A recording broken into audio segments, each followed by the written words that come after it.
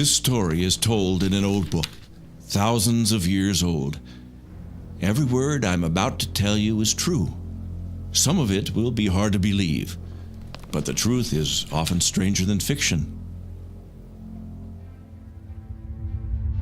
In the beginning, before the first man was created, before the earth, the sun, the stars, even before light and time were created, there was God. He alone existed without beginning, but he was not lonely. Unlike finite man, God exists simultaneously as three persons in one. Each distinct person is co-equal and co-eternal, one in essence, nature, power, action, and will. He communed with himself in harmonious love. But God wanted to share his life. He wanted friends and neighbors. The Bible tells us God created numerous kinds of angelic beings to offer praise around his throne. But one, called Lucifer, led a third of them in rebellion. God cast them out of heaven, and Lucifer's name was changed to Satan. But this is not their story. This is the story of God working with mankind.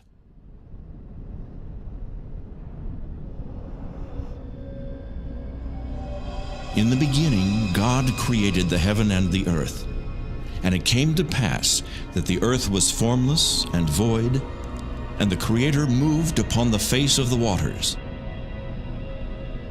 Suddenly, God spoke into the darkness. "Let there be light." It was not as many modern men suppose. The Creator did not make use of evolution. He created all things by simply speaking them into existence. In 6 24-hour days, God made plants and animals to populate the earth. On the 6th day, with the evil ones watching, God formed a new creature from the dust of the ground.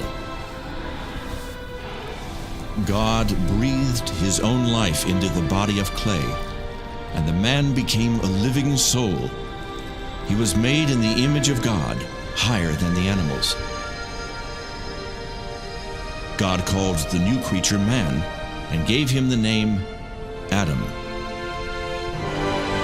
God looked at all his creation and said, "It is very good." Every day God talked with Adam, and life was wonderful. God brought all the animals before Adam so he could give each one a name. As the animals passed, Adam came to realize that he did not have a mate like they did. And God said, "I will make a mate to help Adam."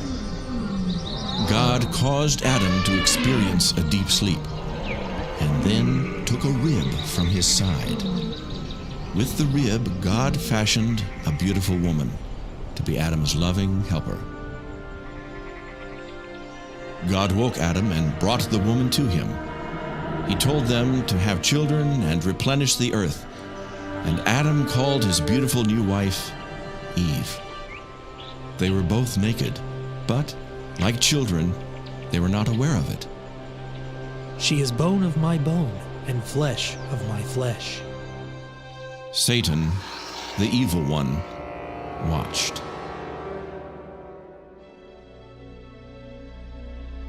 They were happy in the garden. There was no sin, no hunger. It never got too hot nor too cold. God spoke of the trees, saying, "You may eat of all the trees in the garden, but do not eat from this one tree in the middle of the garden. For in the day you eat, you will die." Satan hated God and wanted to destroy what God was doing. But he needed a way to communicate with Eve. So he entered the body of a beautiful creature and spoke through its mouth. "Has God told you that you cannot eat from every tree in the garden?" He said we can eat of every tree except this one, but if we touch it, we will die. You will not die. You'll be like the gods when you eat. You'll be enlightened as we are, and you will know all about good and evil. It is beautiful to look upon, and it does look like it would be good for food, and it will make me wise to eat it. But God said not to eat this fruit. Eve did not know what good and evil were. Eve disobeyed God and ate the fruit. Too late, Eve realized that she had been deceived. It caused her to know good and evil, but the evil took control.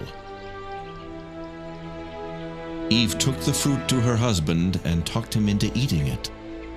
See, I didn't die. Eat and it will make you wise also. They were enlightened and were ashamed of their nakedness. He will kill you now. Look what he did to me. What have we done? We disobeyed God. He will be coming soon. We must cover our nakedness. Adam, where are you? I heard your voice, and I was afraid because I was naked. Who told you that you were naked? Did you disobey me and eat of the forbidden fruit? The woman you gave me made me do it. The serpent deceived me. He told me I wouldn't die and that I would be like you. But I'm not like you. I feel awful.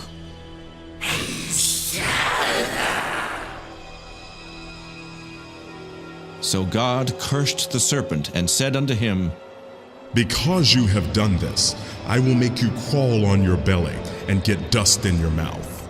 I will make your seed and the woman's child to be enemies. Your seed will bruise the heel of the woman's child, but he will bruise your head. Here is the promise of a future battle. A time will come when the woman's seed will defeat Satan. This person will redeem mankind back to God and deliver them from the curse of sin and death. God could have destroyed Lucifer and all his angels in just a moment's time, but he allowed them to live as a test for the human race. Will men follow God, or will they follow Satan in his rebellion? God cursed mankind, saying, Adam, because you have yielded to your wife's persuasion and disobeyed me, I will curse this earth and cause thorns and thistles to grow better than the vegetables, and you will have to work hard to make the ground produce something to eat. As long as you live, you will have sorrow, working by the sweat on your face until you die, and return to the ground from which you came. It was now time for Adam and Eve to die, just as God promised. But instead of killing them, God killed animals in their place and took the skins and made coats for Adam and Eve. He didn't kill us. We're still alive. He killed the animals instead of us. Adam and Eve didn't die that day because innocent animals died in their places. But the death sentence had passed upon them, and eventually they too would die. Death is the penalty for sin. Since Adam and Eve were now sinners, God put them out of the beautiful garden, so they would not eat of the tree of life and live forever in their sinful states. God placed a special kind of angel called a cherubim at the entrance to the garden to keep anyone from getting to the tree of life. The garden was eventually destroyed and the tree moved from the earth. One day it will be brought back to the earth, but I am getting ahead of my story.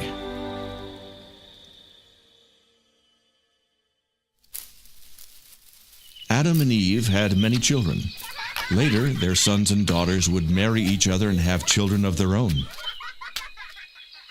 Their first son, Cain, grew vegetables and fruit. Their second son, Abel, raised animals. Could it be that one of them would be the promised son who would destroy Satan?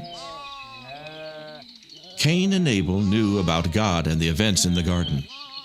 But God no longer walked and talked with humanity. Adam and all his descendants were separated from God by Adam's disobedience. Life was hard without God. There came a day when the two sons decided to worship God. Their father had told them of God killing the animals in the garden, so by faith Abel slew an animal and offered it to God. "O God, I am a sinful man. I kill this lamb and offer it to you in the place of my own death." Cain made an offering of the best he had, but it was not a blood sacrifice. Cain did not understand that his sin offended God.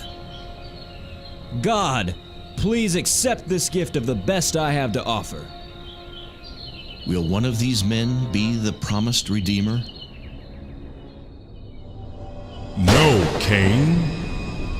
God rejected Cain's offering because it was without blood. God was pleased with Abel and his offering.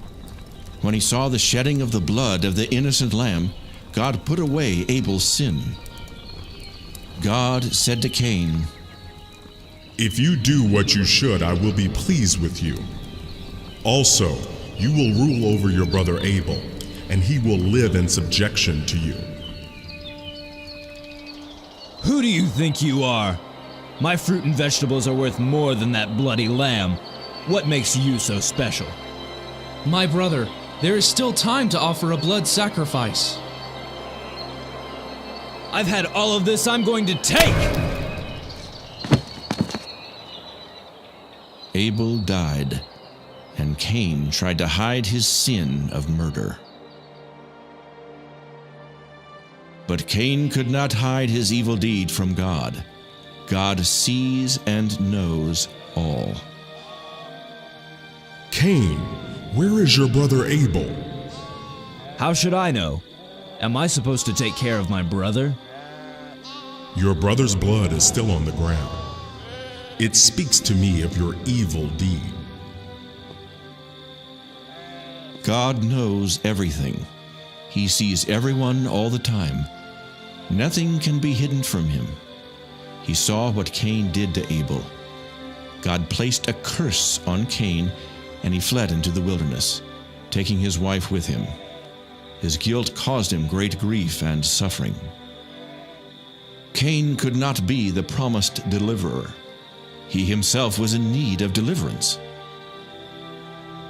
What about God's promise of a son that would deliver? Adam and Eve had another son and called him Seth. Many more sons and daughters were born unto them. When man was first created, mutant genes that caused deformities through inbreeding had not yet developed. But later, when it became a problem, God commanded that close relatives should not marry. God has given me another boy to take the place of the one that Cain killed.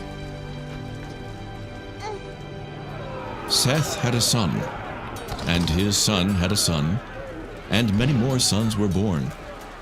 But still none came forth to remove the curse of sin and destroy death. Soon the earth was populated with many cities, villages, and farms. With each new generation, as the people increased, sin increased. The people committed sexual sins and were violent. Every thought was sinful. No one lived righteously. Adam had committed one sin. The people now committed many sins. God said, I regret I made man on the earth. I will destroy everything that is alive on the earth. 9 generations, 1,400 years, had now passed, and the world was filled with sin. Men made slaves of their fellow men. Will God ever have a family to love him and walk in obedience?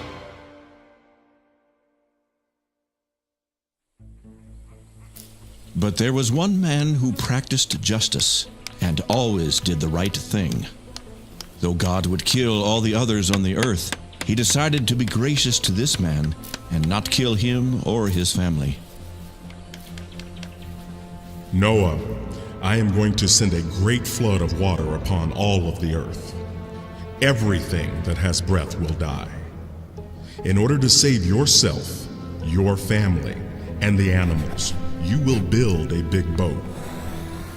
Take with you on the boat 1 pair of every animal upon the face of the earth. You will take 7 of all that are permissible to eat. I will tell you how to build the boat and what you will need to bring to prepare for the flood. Could Noah be the promised child, the one to destroy the works of Satan? Will he obey God, or will he too fail? God told Noah how big the boat must be to hold every air-breathing creature on the earth, along with the food they would eat. It made Noah sad to think of everyone perishing in the coming flood. So at every chance, he warned them to stop sinning. I am telling you one last time, God is going to destroy the world with a great flood. You must believe me and join me on the boat. Why would a loving God destroy his children? Because of sin. You must stop sinning and treat your neighbor with love and justice. You old fool. 120 years later, when the boat was finished, God caused animals to come to Noah from all over the world. Look, here come more animals. They come on their own like someone is calling them. Some are so strange looking. I didn't know such animals existed. Do you think there could be anything to what Noah says about God sending a flood? Not a chance. Where could you get enough water to flood the entire earth? There's not much room left. This is the last of them. Noah, it is time. Come into the boat with all of your family and the animals. It will soon be too late for all of those who refuse to stop sinning. God shut the door to the boat, and for 7 days nothing happened. Look at the fools. Shut up in a big boat with all those animals in the middle of a dry plain, miles from any water. Yeah, I bet the lions have eaten them by now. They've been in there a week.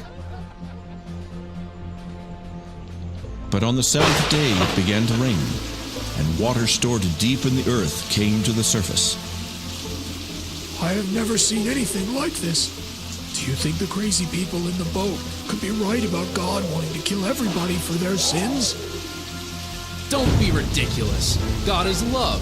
How could one man be right and all our religious leaders be wrong?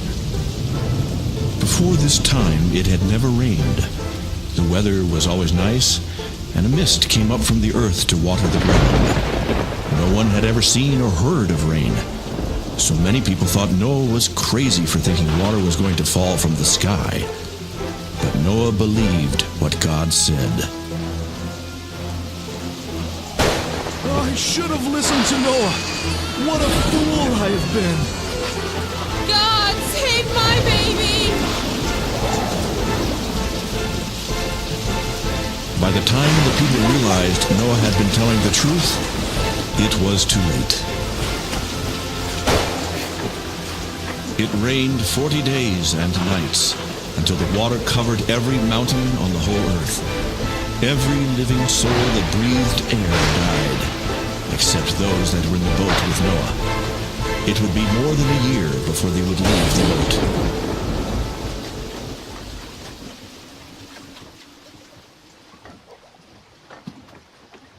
I'll be glad when the water goes down and we can leave this boat.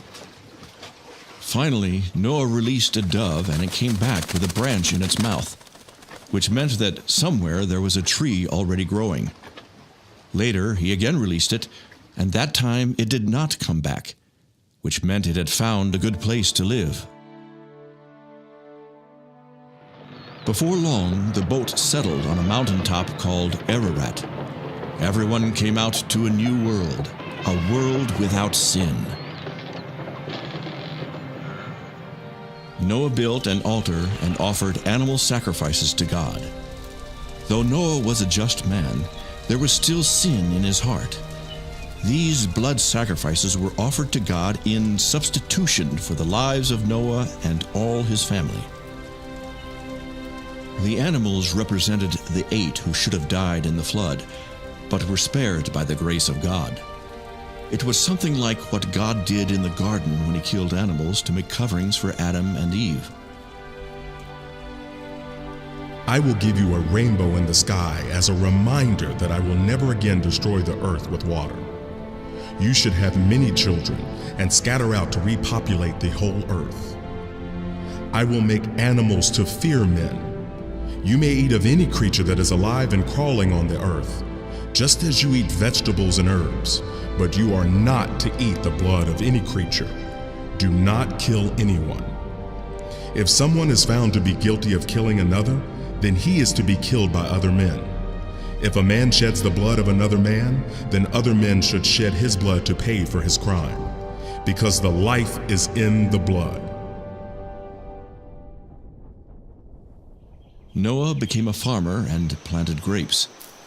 The new world was lonely with just 4 families, but soon his sons were having children of their own. Noah discovered that by putting fruit in a container and leaving it for a few weeks, it made an alcoholic drink that caused him to feel funny. Noah got to liking the drink so much that at times he couldn't work. He would just fall down unconscious. It made him do things that displeased God. One day, Noah got so drunk that he made himself naked and then passed out. His son, Ham, looked on his father's shame and found pleasure in it. He told his brothers in a mocking tone what he had seen. When Noah awoke, his sons told him what Ham had done. Your son, Canaan, and all his descendants will be the servants of the descendants of your brother Shem. Many years later, this prophecy came true. The Canaanites occupied Palestine and ended up in servitude to the Jews. Noah and his family found grace in the eyes of God. God killed every one except those 8 people. In time, Japheth went west and north to settle and repopulate. Shem went east and settled in Asia. Ham went south and settled in Africa and southern Asia. The descendants of his son, Canaan, settled in what is now called Palestine. And so the world was repopulated. Noah's son, Ham, had a son named Cush, and then Cush had a son named Nimrod. Nimrod grew up to be a mighty hunter and was well known throughout the whole earth. He refused to obey God and started his own false religion in a place called Babylon. The people of Babylon did not want to scatter out and repopulate the earth as God had commanded. So they got together and built a great and high tower as a center of worship. But it was not their creator they worshipped. Satan led them to create their own gods out of wood, stone, and metal. God was angry at their refusal to scatter over the earth. So he caused the people to speak many different languages.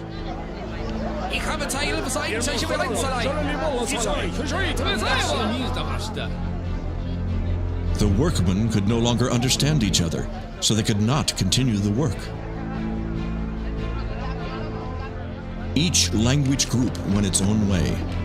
Some people went to distant places in the earth. Some traveled in ships to distant islands. Some to the north where it was cold, and some down into the deserts where it was hot. So God's command to repopulate the earth was fulfilled. As the earth was filled with people, sin again increased. The people bowed down to idols and forgot the living God.